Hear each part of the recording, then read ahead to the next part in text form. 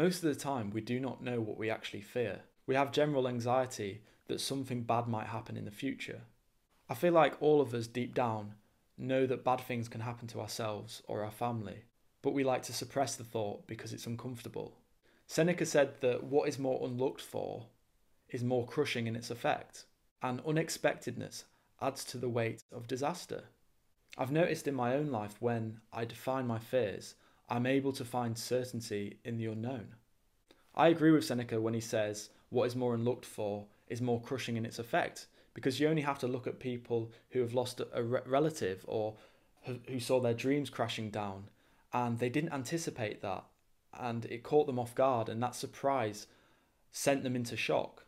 In any army in the world, the most inexcusable offence is for an officer to not anticipate a surprise attack from an enemy. The same should be true in our lives, to pretend that a bad thing could not happen to us. We need to cultivate the courage to look at the things that are unpleasant to think about, or look at the things that are unlikely but very possible. Because everything that has happened to humans before could happen to us. No possible outcome should be alien.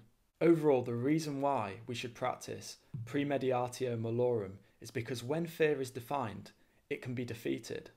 Monsters turn out to be men, and mountains turn out to be molehills.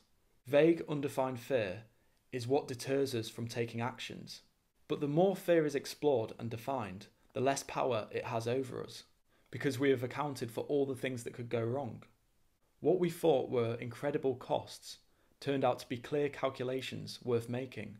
We need to think about the worst possible scenario, because anything in life could happen, and when something bad happens, we're not caught off guard and we're ready for it.